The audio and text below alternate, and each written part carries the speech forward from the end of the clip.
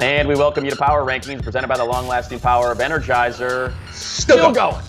And today, we react to a wild, super wild card weekend and dive into the divisional round of the NFL playoffs. Matt Money Smith here. He is the old Zeuser, author of our Power Rankings. You can get all of those at NFL.com/Power Rankings. And if he looks a little familiar, remember, he moonlights as that guy dancing in the plaid suit for the mighty, mighty Boss Tone. So, boy, with a celebrity like that, we are lucky to have him.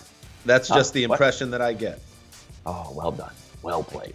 Let's look at the 1 through 8. These are the rankings for the divisional round per the old Zeuser. Number 1, Kansas City Chiefs coming off that bye with the best record in the AFC. Packers also coming off a bye, but they find themselves in the 3-hole behind the Buffalo Bills. Dan Hanzus, who had their hands full and then some against the Indianapolis Colts in the wild card round. Explain yourself. Why did the Bills stay at 2? I will explain myself. I think there was gotcha. I thought there was a little bit of disrespect being sent the Colts' way heading into that game. It always felt like it was going to be a tough game for Buffalo, and it certainly was. I mean, if a few plays go differently, some of those Gabriel Davis boundary plays, for instance, an offsides call, Phillip Rivers pass, that's a different outcome. But it wasn't, because the Bills are a very good team, or maybe a great team, and they find ways to get it done. And Josh Allen is a star quarterback, and look at the flick of the wrist there. You got to be kidding me, Madon. Their ability to step up with the superstar quarterback, that got it done for me in terms of keeping them at number 2. And so while it wasn't as aesthetically pleasing as it was down the stretch in December when they were just wiping out opponents, that's a gut check game that makes me feel very good about them moving forward. No, I think certainly that's, the glass is half full perspective. I think the glass is half empty is the team we're going to talk about that's traveling to Buffalo this week, and that's the Ravens. And it's what the Colts were able to do with that running game, specifically on the edges outside of the tackles. When they were able to stretch that run, they were able to gash the Bills. And that offense had very little issue with that defense. All of their mistakes were, for the most part, self-inflicted. And it did not matter if it was Taylor or Hines. They ran all over this squad. And we know what the Ravens want to do. And this is something that, we spoke about last week going into the Ravens-Titans game. If they get in a hole, Greg Roman cannot abandon what they do well again for the 3rd season in a row in the playoffs. And he didn't. They stayed with the run because they have explosive runs that can operate much like a big pass play. Lamar Jackson's 48-yard run is like a bomb, right? It's a 10-second play, and it covers the same amount of field as a deep throw would. So that's the positive on the Ravens, right? The flip side and the negative defense. The Titans defense, we both agreed, was the worst defense in the playoffs. And Lamar Jackson still threw for under 200 yards and 1 interception and no touchdowns. So I think you can look at it both ways, right? Yeah, Lamar was able to gash him for 136 rush yards, and that's what they should do. But that's a brutal interception. And the Titans defense was able to sack him, 5 times? When I don't think they had 5 sacks all season. Yes, I'm exaggerating. But the Bills' defense is much better. So they're going to have a better performance from their offense if they're going to get out of Buffalo with the win and continue to be everybody's Cinderella. Yeah, you didn't really hear anything about the Baltimore offense not being great coming out of this game, because Lamar's splash plays, in particular, that 48-yard run, kind of covered up the blemishes of the performance. But it was the defense that has me more why I think they have a really good chance of knocking off Buffalo on the road. Their performance, and Don Wink Martindale deserves a lot of credit, a guy who's not getting head coach interviews, while Arthur Smith, the Titans offensive coordinator, is getting a ton. Martindale, he schemed that Baltimore defense up. This is not as talented a defense anywhere close to some of those great Ravens teams of yore. But look what they did to the Titans, holding that team to 13 points. So you put together Lamar's ability to make explosive plays with a defense that's cresting at the right time. This is going to be a great game in Western New York. Yeah, and we can flip that to a defense cresting at the right time, and that's the Saints, as we kind of figure out how this NFC, and look, we're not doing the Chiefs and the Packers because they were on a bye. We're focusing on the teams that played on Wild Card Weekend. So let's get into the Saints and your impressions coming out against a Bears team that was just woeful and proved they had no business being in the postseason.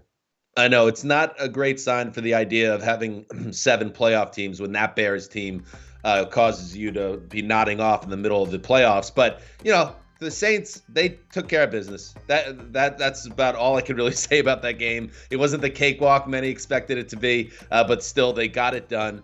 And my bigger takeaway, and I looking ahead with the Saints now, is A lot was made about Drew Brees, Michael Thomas, Alvin Kamara finally all back on the field together.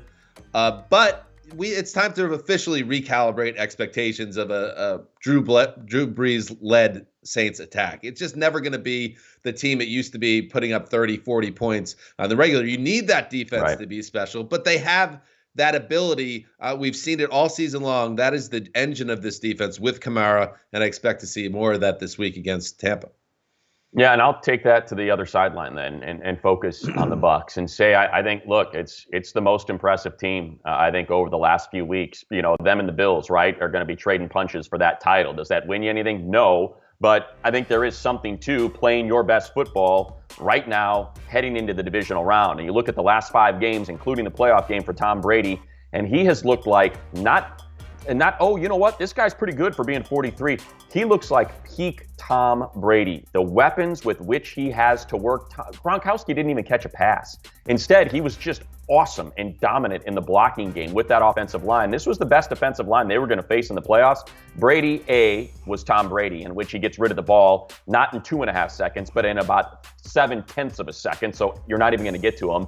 And B, he was pinpoint with his passes. And of course, there was the old announcer jinx about how Chris Godwin's got the best hands he's ever played with. And then he goes on to drop 4 or 5 passes, and it didn't faze him at all. He spreads it out. He is playing like arguably the most accomplished and best performing quarterback in the history of this game. And man, that is a load for this. 14 touchdowns and 1 pick in his last 5. And that defense was totally negated of the Washington football team. Yeah, if you're a Bucs fan, you're coming out of the game with a ton of confidence, because that did feel like potentially the upset special, that Washington would cook up a bunch of heat on Brady. The fact that it never came close to playing out that way makes you think the Bucs can continue to roll. And it does. When I try to think, like, all right, how does this go wrong for Tampa at this point? I think about, like you said, since their Week 13 bye, 5 straight wins, Brady absolutely dominant. There was a 4-week stretch before the bye where they couldn't do anything right, lost 3 or 4, and Brady looked like an old man. Is that version of the Bucs a topsy-turvy team lying in the weeds? And if something happens and the Saints defense finds a way to frustrate Brady, where this game could get out of hand? Because remember, we've already seen these two teams play and seen a very ugly, lopsided score, and it did not go Tom Brady's way. That's something to keep in mind here. Well, let's engage with our viewing audience, because we always appreciate it when a dog tweets us. And Bailey weighs in with your rankings. You gush about the Bucs post-bye season. Why not take a moment to consider whom they've beaten and a good use of whom there in that time? The only team with a good D gave them a run for their money, and that team barely won.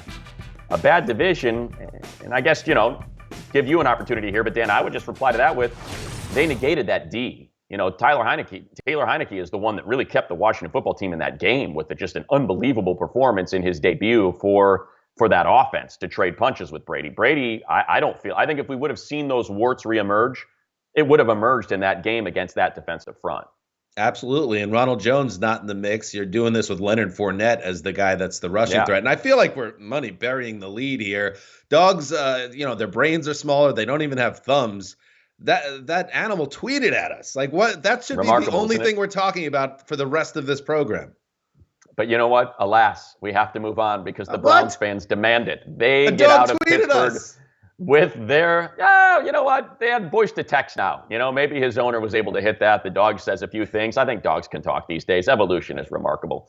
Let's get to the Browns, because they did get their first playoff victory in like 25 years, and they got their first win in Pittsburgh since 2003. Your take on the Browns as they make their way to Kansas City? Money, you are the king of transitions and in general a brilliant host. How you missed the dog to the dog pound there?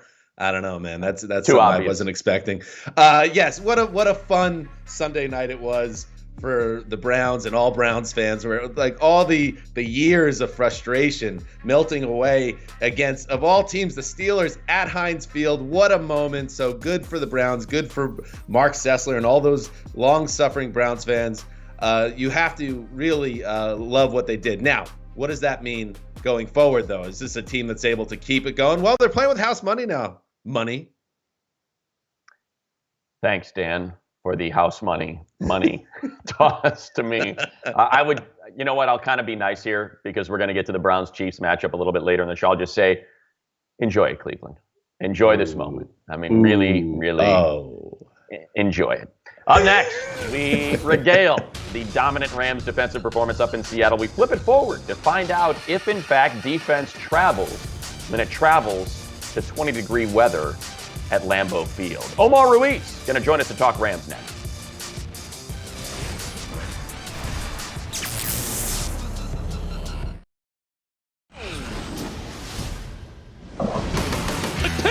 It's picked! Darius Williams jumped it, and he's going to house it! A pick six, a defensive touchdown! He'll hand off, left side run, anchors up the middle, into the end zone! Touchdown, LA! Now he's going to throw, he's got a man, Metcalf! Metcalf makes the catch! 10, 5, touchdown! He's wrapped up and sacked at the 1 by Aaron Donald. Pressure coming, it's Donald again. Goff lost the ball, left side, caught the 5. Robert Woods walks in and launches it into the stands in celebration. Touchdown LA! Wilson runs out of time, and the LA defense calls game. And the Rams are advancing.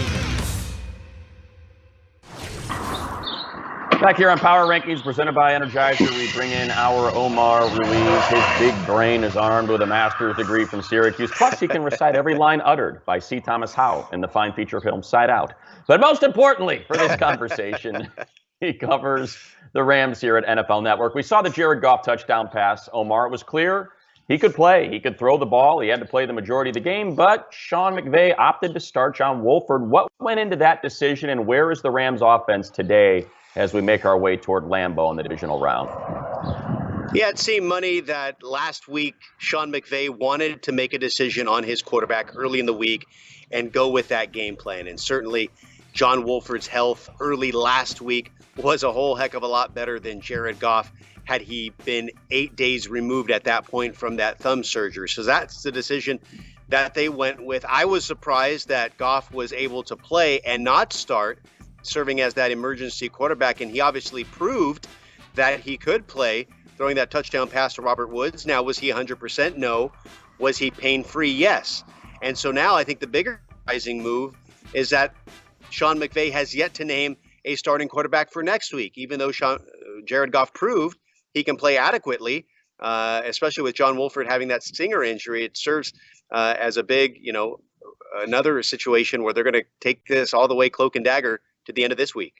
Yeah, I feel like injuries were just the major subplot to come out of the game for the Rams. The Wolford issue, obviously, but Aaron Donald missed most of the second half with the rib. Cooper Kupp limped to the locker room with a lower body injury. Where are we at on those? Because that feels like a huge, huge issue for the Rams if these guys can't be close to 100%. Yeah, it seems like they're going to play. Sean McVay saying that they both are expected to play on Saturday, and Cooper Kupp has that bursitis in his knee. They'll be careful with him, just like they'll be careful with Aaron Donald here on this play when he had some torn cartilage, according to our Ian Rappaport, on his specific injury. So it looked like he was ready to come back into the game after he left to the locker room, as you see there. What a difference Aaron Donald makes, just what a terror he's been really throughout his entire career this season against the Seahawks. In every different metric you can measure, Aaron Donald has been dominant. They'll certainly need him to be dominant on Saturday against the Packers if they have any hopes of slowing down that offense and Aaron Rodgers. And then in terms of Cooper Kupp, Omar, we know, look, go back a couple of years and they said the Super Bowl would have turned out different had Jared Goff had Cooper Kupp available to him. Do we have any update on where that stands, and if he can't go, who we should look at as that potential go-to target for Jared Goff, especially on third down? Well, yeah, I think he is expected to play. He has that bursitis. They'll be careful with him all week and monitor his workload, but they are expecting him to give it a go in Lambeau on Saturday. But on that big 44-yard pass from Goff to Cooper Kupp, he just showed his value. He's one of those players that can go up and make a catch in traffic. And even when Goff, that was one of those throws with Goff where you saw some of that thumb injury take place. It kind of sailed on him, but Cooper Kupp was able to make a play in traffic, even with Jamal Adams on the play, and showed his value there. So obviously they will need him. If he can't go, then I think they would have Van Jefferson step up to the plate like he had during the year when Cooper Kupp had been injured. But, they're confident in their receivers as far as that go-to. I'd look for Tyler Higbee, who's been oftentimes a security blanket for Jared Goff in those situations. Yeah, and Troy Aikman on the telecast said that one of the reasons why Sean McVay and company weren't comfortable is that every fourth pass that was coming out of that right hand was come out fluttering and came out weird. So they're in a really tough spot here because you're really depending on this defense to deliver a performance for the ages. I feel like that's the only way they get out of this round and move on, right? Yeah, and especially when you look at the forecast for this weekend in Green Bay, going to snow Thursday and Friday. Snow not expected for actual game conditions, but temperatures in the mid-20s. And when you have a situation where your quarterback, as you mentioned, is throwing fluttering balls, and that's something I noticed before the game and watching Jared Goff warm up, there were some throws that he looked great, looked like a franchise quarterback. The reason why he was a number 1 overall pick, he even was throwing passes 60 yards in the air. But then every few throws, you would see one sail and kind of flutter like you did on that Cooper Kupp pass and what Troy Aikman had indicated. And now you throw in the super frozen ball that they'll be playing with in Lambeau and the conditions there, not to mention Green Bay's resurgent defense. And yeah, they'll have their hands full, certainly needing a performance for the ages from Aaron Donald and Jalen Ramsey and company. Is that a type of ball, Omar? Is it the super frozen ball that gets put into the game, or is the SFB? What happens? It's the old SFB, made in Green Bay. The super frozen ball. 13.5 psi. There you go. The last thing for you, Omar, and we saw the subtle and brilliant bait that Jalen Ramsey put in the water for DK Metcalf about how fans want to see the one-on-one, players want to do the one-on-one. What should we and what have we heard thus far from Jalen Ramsey regarding his covering of Davante Adams and whether or not he's going to shadow him all game? Nothing yet, but you would certainly figure Brandon Staley, the mastermind behind that Rams defense, will have a good plan. I think first and foremost, they'll look to stop the run with Aaron Jones, and then they'll have their exotic coverages and really have a good game plan together for Davante Adams, something that the Seahawks coaches said they had for DK Metcalf. But what Jalen Ramsey brings is that overwhelming confidence that he plays with on the field, whether it's in press conferences, like you guys mentioned last week, putting that bait in the water, or his play on the field is something that's certainly rubbed off on his teammates, and they're all playing like it, the superstars and the guys that we haven't heard of until this year, all hoping to make big names for themselves in Lambeau on Saturday. Mocking those folks in Green Bay and the rest of the snow-covered folks across the country, Omar Ruiz, with the ocean as a backdrop. We appreciate it. Thank you, Omar. And when we return, thanks, fellas. Good to be with you. We bid farewell to 18 teams last week with one last ranking. Up next, we say sayonara to the 6 squads sent packing this week. Discover which team we determine was the best loser next.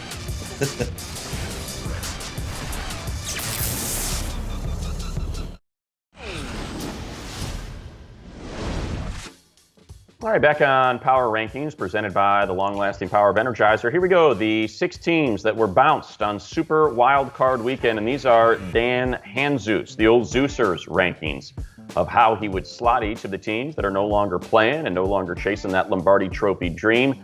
Let's just go through them one by one. Dan, and why don't you start at the top? Why you put the Titans at 9? Because I certainly would not have.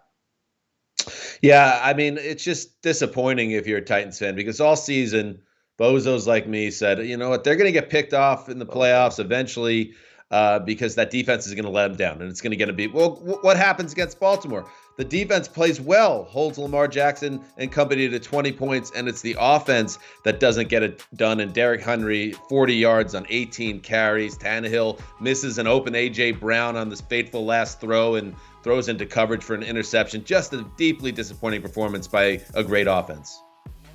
You know, this to me is the perfect example of the old live by the sword, die by the sword, right? Is you're Arthur Smith, and all season long, we've seen second half Derrick Henry. Yeah, go ahead, keep handing the ball into those stack boxes, and sooner or later, he's going to start plowing through them. Yeah, it's 2.5 yards per carry, but guess what? It's going to be 6.5 yards per carry come the fourth quarter, and it just never came to fruition. And you credit the Baltimore Ravens for having the perfectly designed scheme to slow that offense down. I would have put the Colts ahead of them. I would have had the Colts at number 9 just because they played so well. I thought they played well enough.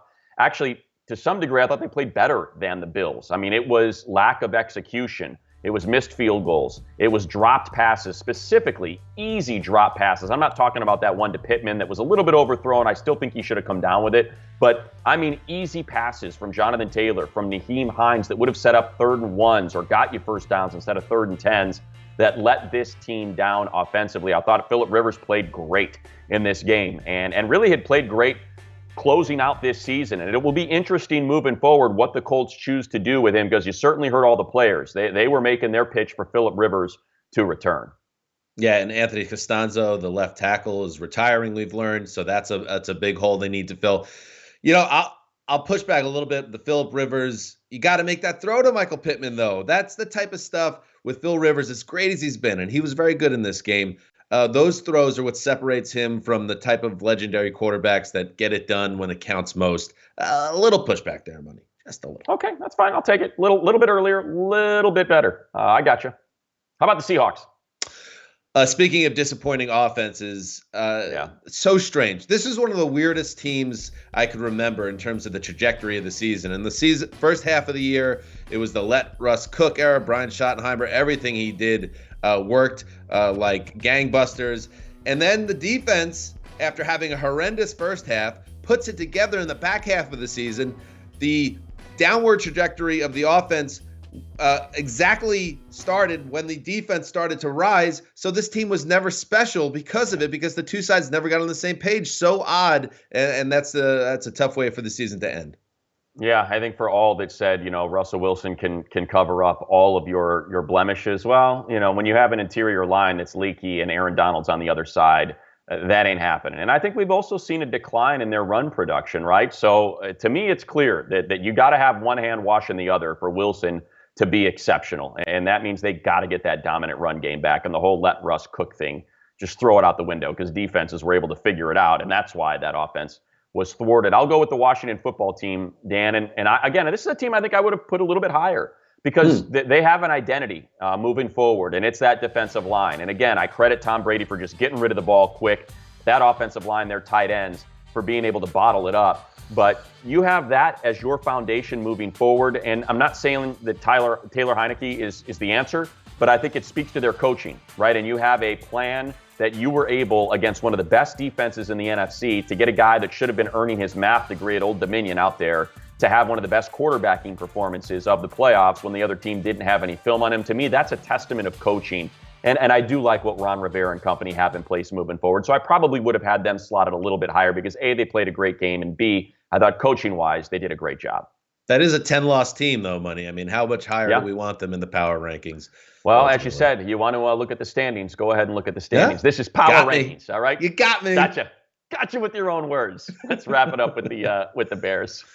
Well, the Bears, we were always right about the Bears. It's very rare that the general public consensus is exactly dead on. But when they started off hot, no one bought into it at 5-1. Then they went in the tank and lost 6 in a row. And it was like, all right, well, this kind of makes sense. Then they got hot again at the end of the season, but they were beating really bad defenses. So there was this pushback to really buy into them. And then we see what happens against the Packers in Week 17, against the Saints in the playoffs. No chance. And Javon Wims, I mean, come on. The razor-thin margin of error in a game like that, to let a ball go through your arms, go home. That's it. It's not for you. It's not for you, the playoffs. Yeah, that's a play they've been sitting on probably for 8 weeks, and they executed it to perfection. And when that does not happen, man, is it a lot of air out of that balloon when you head back to the sideline. I would just say the Bears are who we thought they were. Some of you out there wanted to crown them, and you could crown them. But they are who we thought they were, and that's why we never let them off the hook. Pound that lectern. Yin. In Pittsburgh and that. Yins in Pittsburgh and that. You're going to want to stick around. We talk future plans for Big Ben and his supporting cast in the Steel City with our Aditi Kikabwala next.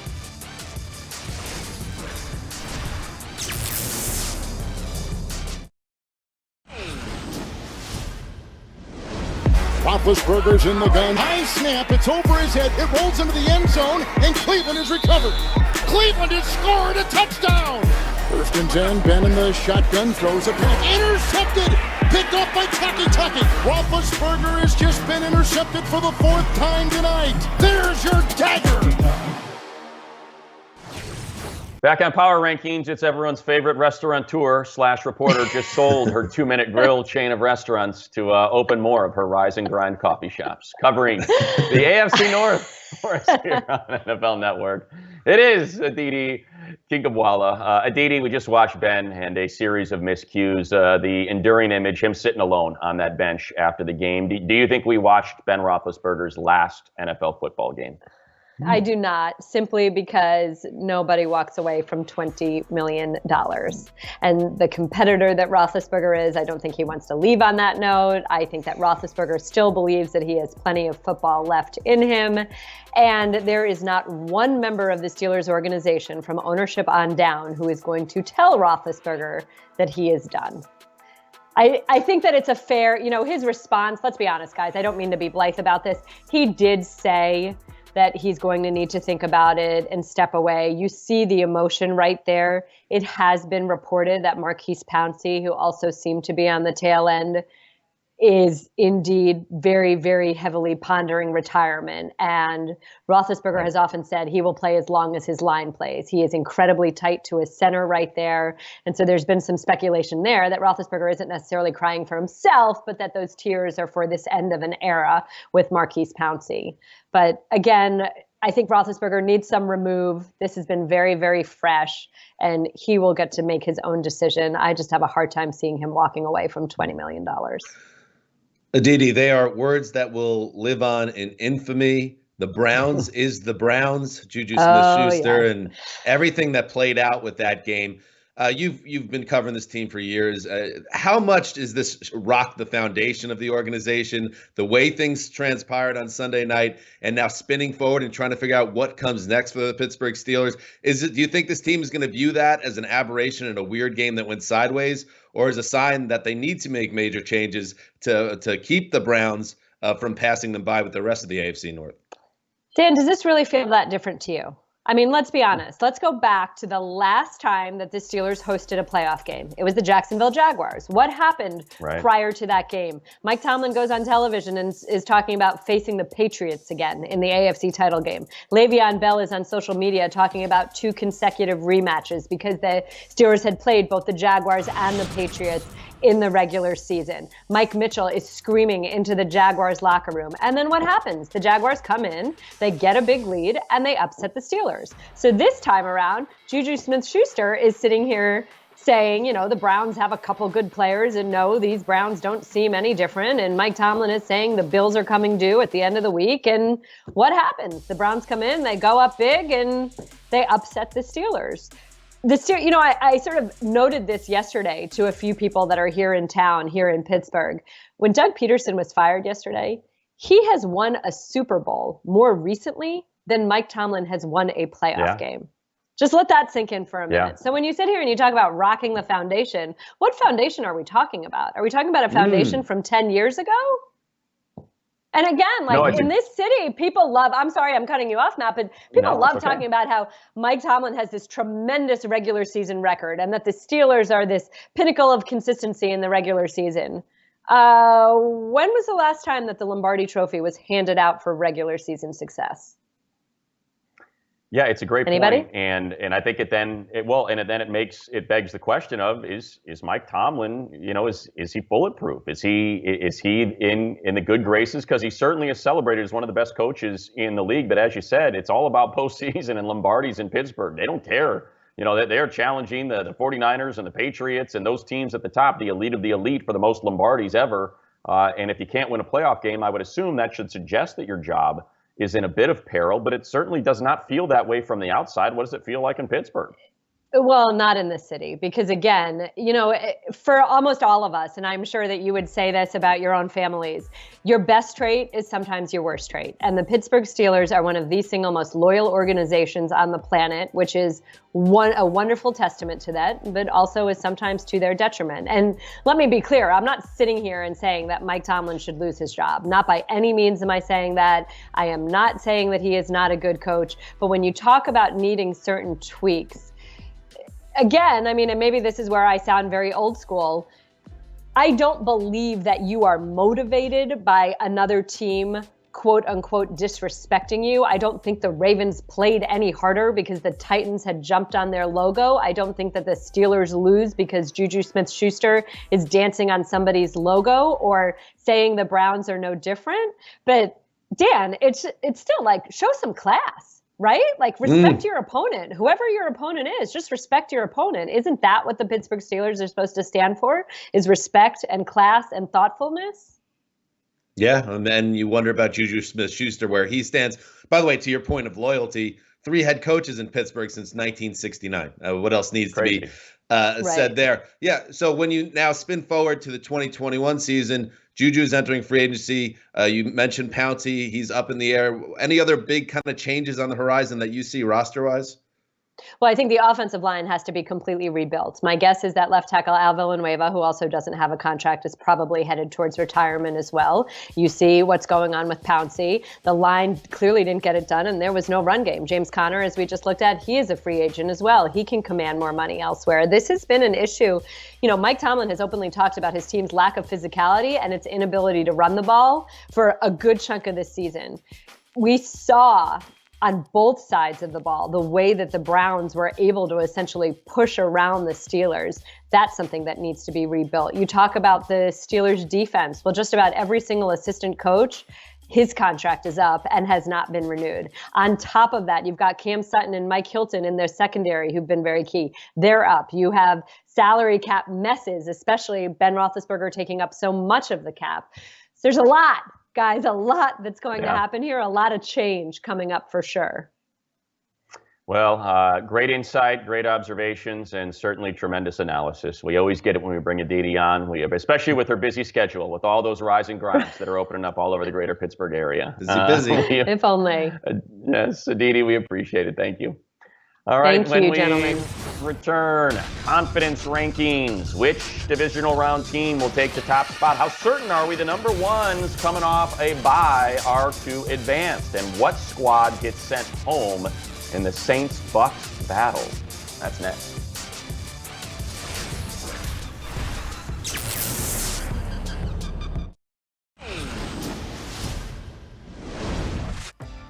All right, back here on Power Rankings, presented by the long-lasting power of Energizer. Here's your schedule. Rams and Packers get things started from Lambeau at 4:35 p.m. Eastern. Weather scheduled to be right around the 20-degree number. Then it'll be Ravens at Bills, followed by Browns at Chiefs Sunday in the early contest, and then your primetime tilt, Bucks at Saints, 6:40 p.m.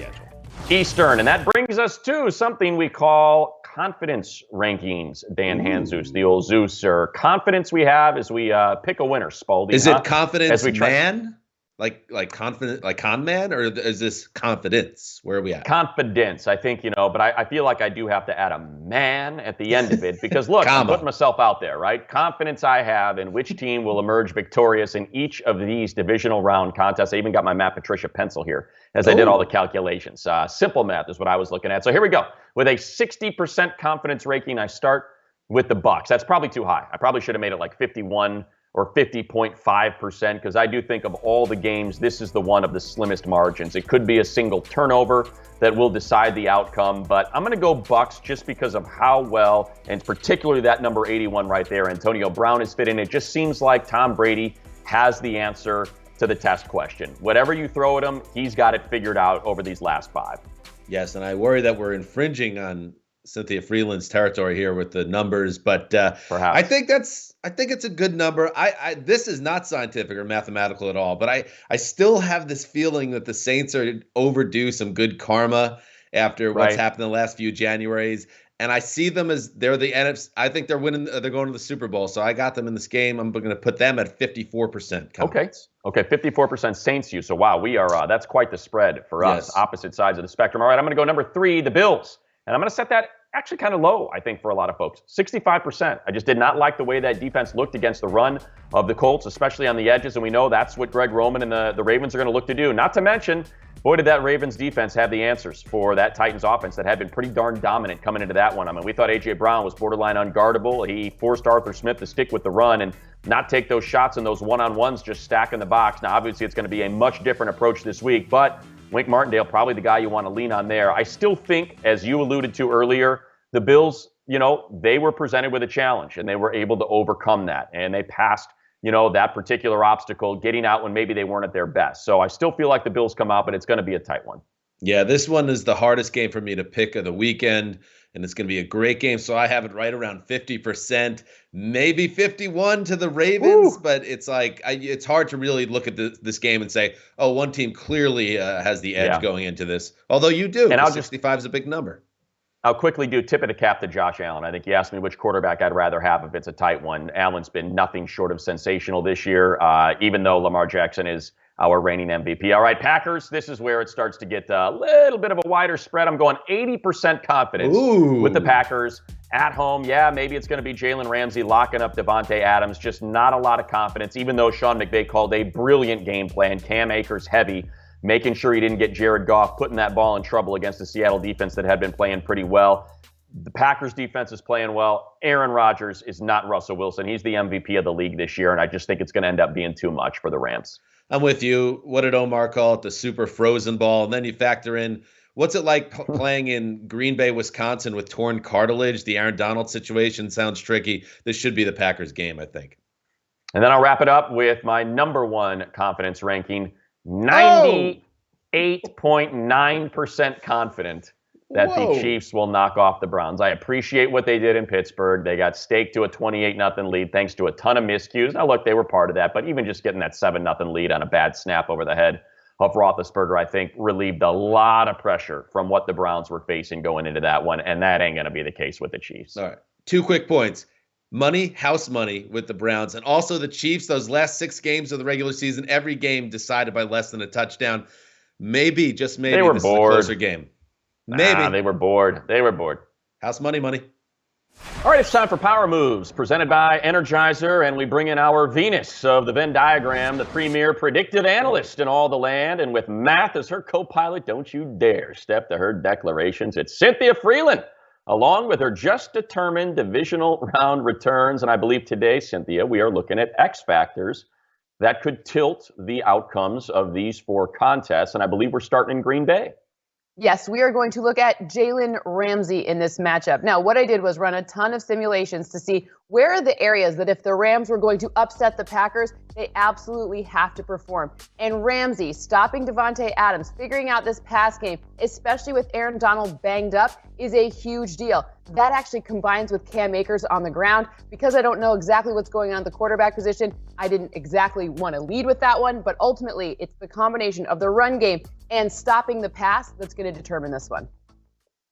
This makes a lot of sense. It's rooted in logic. That's what Cynthia does.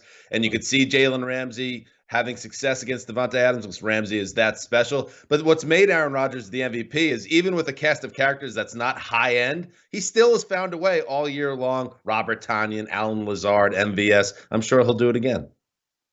Yeah, and it's interesting, I guess, with your simulations, Cynthia, how you determine, how often is Davante shadowed or does a corner walk with him? How often is Matt LaFleur moving him around to try to free him of the shackles that Jalen Ramsey presents? Because certainly they did that in that second of 3 games with DK Metcalf, and then he ended up shadowing him, 70% of the time in which Metcalf wasn't able to produce. So it's interesting how those X factors play out because we don't know how the coaches are going to try to figure the Davante Adams, Jalen Ramsey one-on-one. All right, let's get to what's probably the tightest. Money. You don't get to do the X factors. This is Cynthia's X factor I'm segment. Not. Can you just get in the back seat just for 1 seg? No. The answer to that is no, I can't. Not only am I in the front seat, Dan, but I'm in the middle. It's a bench seat, and I'm in the middle, cozied up right to her. She's there at the wheel. All right, let's go to the slimmest of margins, we believe, the Bucs and the Saints, and what the X factor is going to be. What I'm looking at in this one is the Tampa Bay Secondary. The Bucs have had good and bad results here. They've had situations where they've been super targetable in specific corners, and then other times where it has actually worked really in their favor. So when we see happen in these first 2 matchups, we've seen a lot of interesting things from their secondary. Now, is Todd Bowles going to adjust and figure out exactly how to kind of shut down Michael Thomas, or will the emergence of both Thomas and Sanders together be just too much for the secondary to handle? Especially because we've seen Tom Brady be good with the deep pass. They need to stop the deep pass on the other side so that those big game-breaking plays don't happen. Yeah, if Bowles has a good scheme here and the back end of that defense plays well, the Saints are in a lot of trouble. You could see Drew Brees at this stage of his career having I don't want to say Dan Marino 62-7 loss, but something that could send him into retirement in a grim way. I have nothing to add. 62-7 is I'm not aggressive. only in the back seat. I'm now in the trunk. I hope you're happy. Oh, Dan come Andrews. on out. No, I'm sorry. No, I'm not at all. I'm going to be petulant. How you like that? Let's get to our third and final X factor now that I've managed to bow out of that conversation. And the Ravens and Bills showdown in Buffalo, Cynthia.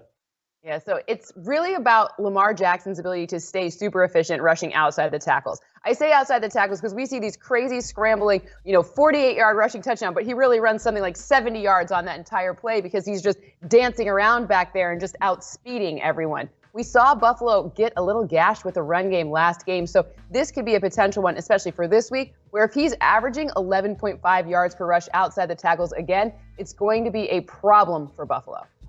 John Harbaugh called that the greatest run by a quarterback he'd ever seen. I mean, that's pretty high praise. But the way he just ran away from using his 4.3 speed, 5 defenders who all hypothetically had an angle, math, Cynthia, that was amazing. Money, there's a glow-in-the-dark pull string in the trunk. Pull it, pop out, and come back to us. Thanks, Dan. I just got out. Boy, I can't wait to add something to this conversation here. You said it, Cynthia. I think the Colts were running outside the tackles to the tune of nearly 9+ yards per carry. So we know Lamar Jackson, as great and as fast as Jonathan Taylor is, and how elusive Nyheim Hines is. You said it, Dan. He's the most elusive, just cheat code that there is with a ball in his hands in the open field. So make sure you don't let him break contain. I would assume that's going to be priority number one. And you know what? You just get the feeling it's going to happen once. It might even happen twice, and you're just going to have to overcome that. And that's where that Bills offense then comes into play. All right, just a few of the X factors that you'll be keeping an eye on, Cynthia. And of course, all of your findings are found at NFL.com/Freeland, FRELUND. Thanks, Cynthia. Thank you. That's Cindy. All right, let's put a bow on it, and we do that with your insensitive, snarky, and sometimes just plain mean man tweets. Browns aren't top 4, rigged SpongeBob rankings from the Connor Shaw burner. We'll get more of those tweets at the old booster. What? Next.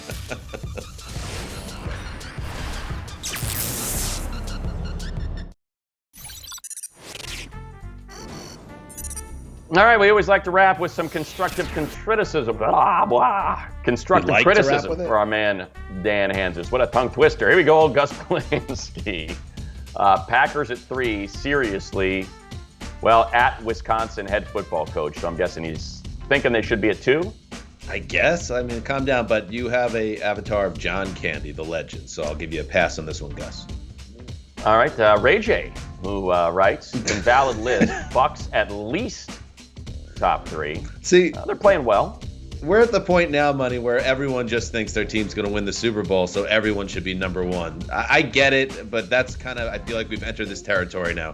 Irrational fan confidence. Oh, and look at this. We got Chris Collinsworth's burner account. Now, here's a guy who's showing his sports IQ is 0. Well, we know, I think just by, being able to pronounce the names of the teams, Dan, you have an IQ above 0, right? But it's like, if you're going to accuse, I guess, me of having 0 fan IQ or sports knowledge IQ, where is your rankings? How easy it is to shoot from behind bulletproof glass. Whatever, Let me see you try to come out here and do this. Thanks for joining. Thanks for watching. Nothing like the divisional round of the NFL playoffs ahead of us. Be sure to check back next week as we consider the championship game contenders. For Cynthia Freeland, Aditi Kikwala, Omar Ruiz, and Dan Hanzus, thanks for watching.